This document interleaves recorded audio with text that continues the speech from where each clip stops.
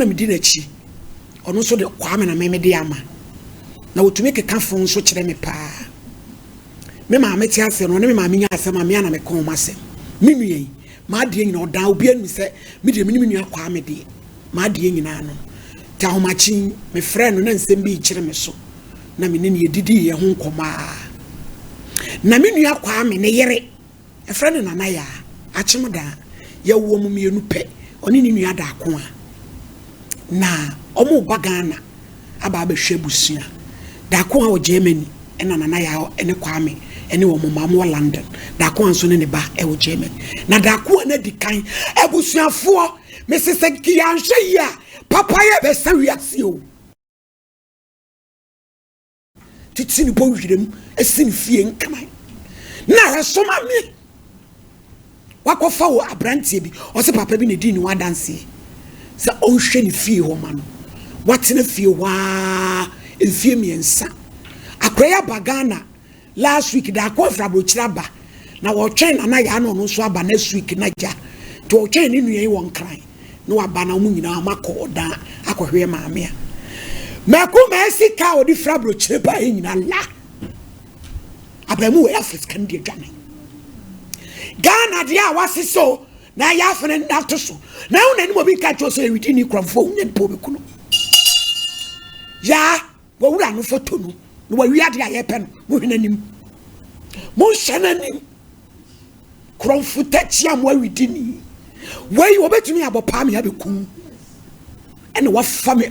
akola isika nyina la ena sa e do de adwane obi a wa ma wo baabi Kano ya ikwani ena sasa na mudi wura ni party di ai obi ya ikwani obi na twadi mo obi di obi ya ikwani obi ni obi de di sanga ikwefo nyina na enye ikwefo na papa form me ka de kama wale ikwani me mpram ne tena ye twan akwanto ne tete ye ntem Julius Amato o Canada achimodo obi anim kwashito anase Butros o Canada sesia eka de kananka esame wa no otu kwan ya onu ko Canada me so ko London na satam nkola asem obi atifa ne ba bia wade amaso etimi tuei bankuri nkuruma froye obi enu onu ye cheme kwasi ade twada wuruma menya we kura wo kire me eye akpele eni ademedechi wo kire me na wo wura ya ne hwe atwa 8 wa tame eti ya pa no mo kwa wo ma ne so ababa wa na nam no so ne fusa no o chirem chire hello ma'am ma te say ma'am pa yo asemu aba ye nyina ye bobo ho de di kan kromfitachi amo ye friend say Pastor de kwajo no bia di ni mu. Kwajo de ye. Kwajo pe ni yenim. Munim na bia di ni mu. Munim na igwedi. Aigwedi amesa agbasa. Kwajo agbasa. Agbasa. Aigwe kuro beso. Togo aigbefo ni bi. But ohonu mi nim. Na chere so free na abrapa atakwa mi fo afemu o. Menya kolo. Enupanifu Emma boy munim ni wa indie di kan wan na ba da kwa fio me pa cho ye be ye electrical so electric we aye on ba twetwe film me pa cho ane don ba twetwe wie ye no na da kwa se nya hwe ti otwetwe so ka ko beto half apartment ni e dia ye nti o ya mi to obi na o metra fio na me see you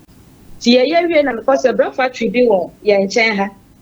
na papa no wo na me ko ka kire papa ni to mi po bi amana abetena Mrs. Bia se ne o moto tin electricals no ana so oni kwajo eto ye no se boys na wo ho nyina hwan na me pe ana me pointing se kwajo no so kwajo bia oni problem Emma e dia na hu won ho aponte oh, brother, go on in the Namua Aseno. No, on Namudi, on Namaun, he said, or yes, I did. Yana for the Obia, ye did, or any papa. Yeah, and this was she, I treat you on a hammer. ena ye de nam yo kasai but so brand no de na me brand nti brand na ka me koka and also ono de owo yere nti no nka me ko hu boss na Kwadwo no emetena na me see you and ma me de ko hu me boss no otena fie wadi say oh but so otena okobe 4 years ache say enkrabro no be na mutisu ya asem yasi me pa so ye wo amasa ma do no Jim Junction okay eti area what you find so obi animu no o me pa so obi animu no den na dana sika ne yira na die ne si da kwa kokuma se Friday no ye na ha ye ade achi ane yaba eti wo haki ni die ebi wo ewo no ane wo nti bi odi hye ba dia ye ba na okache so ma ki ni hye ha nti mo ba mu yi a na ma for inside ana me see you obi afa sa adwini susu no eti Sunday no pa na mka so me ko me ba ne nana ho oyare yesi me ko sra no ewo entem ana me ti kukuru abonte na me se Kwadwo na o se ma ana o so ma mpacho aya ene me ba be twitwu fridge no ana me so e be home use fridge bi aba ana bra Bernard say aya o twitwu so ya ka je so ma me ba be twitwu ana me ti yo na se the flowers ya pavement bi o flowers no da kwa say paint na aka no on fan paint na bright the anopa na me hu say on mix paint no ana na me so me siesie dem ho tibi siesie dem ho ana me ka tell so Kwadwo me koka so ani no so yo wati to wi a oba be twitwu fridge no na me si o ti manto hall no ti me bedroom no me tumu na da ko abebe nti no e dikin ko kitchen e ko share baby ti da ko aba no friend me na se me mebi me kire ni baby aki no e hye e na da ko ase ne se me kwa me ma Kwadwo no mo nko baby o pechi no ntine fie se ne oba na me see you and you want me go back 10:30 and ada ko afre me say oba na me fre Kwadwo na Kwadwo mfa ne number no en fre no nya no normal phone ti me fre Kwadwo na phone na di me fre phone na di no say and see boys be wa around sports be wa yani mo mi and I'm a boy ne ka tell ne say me pa ne chow on so me sister ho na on tia mo fre Kwadwo say Kwadwo wo fia nso be gina anwea ne so wa no tia no so Kwadwo nje so ba ya bia dan no oda soro ya bia soro na to and I see you no ko na me say be ba ko so so na be class I no so Kwadwo de anopa no who say for the bag e twa ni but when me sana she na me see you mate enti later na da kwa na me ka say da kwa say you Kwadwo on some na ni jina kwa na da kwa de taxi ebesi so be say omo ko mo afre ya obi a anji ti da kwa ya so ne pa ka ka transport na ni mo akra enti o to na me say na sa dia me twa so na no see you one to one or so there I control some of the being to oni boy ni be fie no say boy ni fetch no nhwiri nsi fie mu na boy ni hwiri si ti omo ba ya na ka no ba ye ntwa so de ho ni nyina mfo ahia yen boy no ye de nya asafo a ye main door na bedroom ho na da ko ane ma no ye de nya asafo ano hokwa ya me bedroom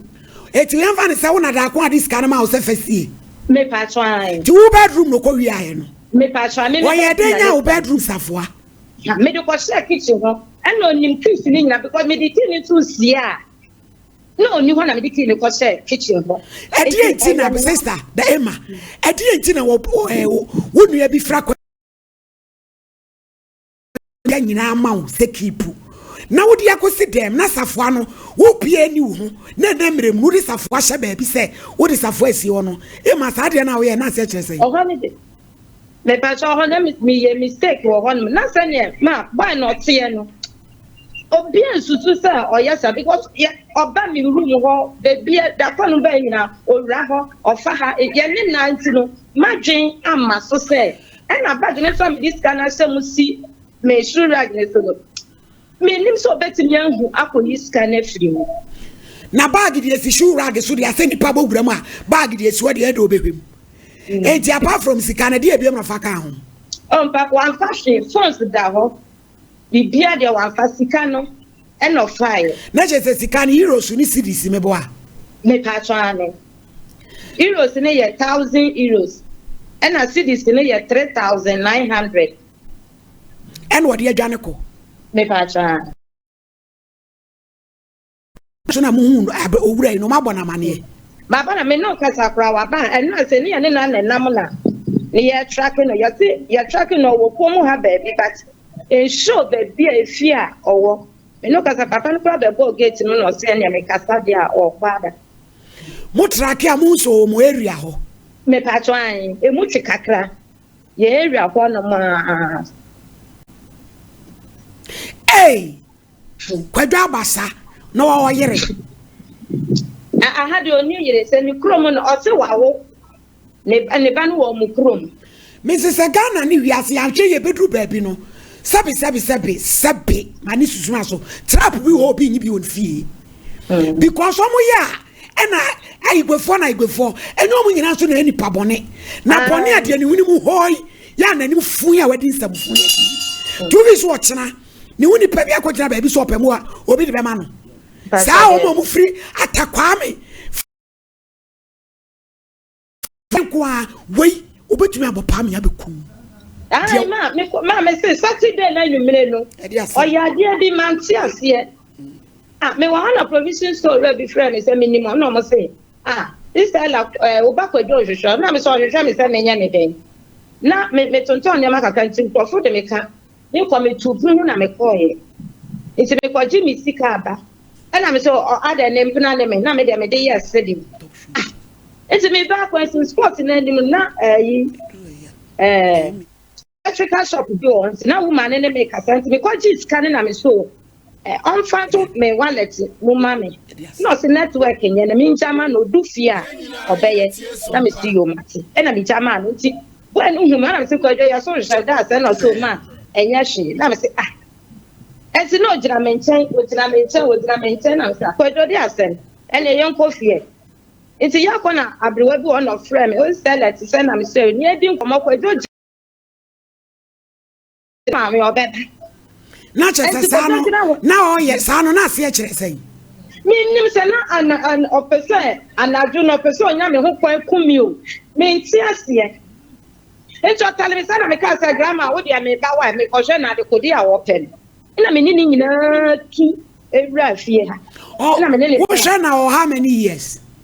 ko jo ba 30 plus etu se ya amasama area mu ho me pa try do blogo no ye wo Jim Junction me niama na me turn intimidate ne de ella so bi ani me ye da se abusuafo amwo enkran doblo Jim Johnson amore sompa do oda su ikrofutachi amwa ofiri menya polo anwafo krom menya polo atakwame ye pe no kwadwa agbasa ne madam a o wa brochire otini fie fra brocha ba o hwe ni sika de adwane timunya no a wunya prosifo asotiri masa Ghana so mame me da se mechia etiefo ni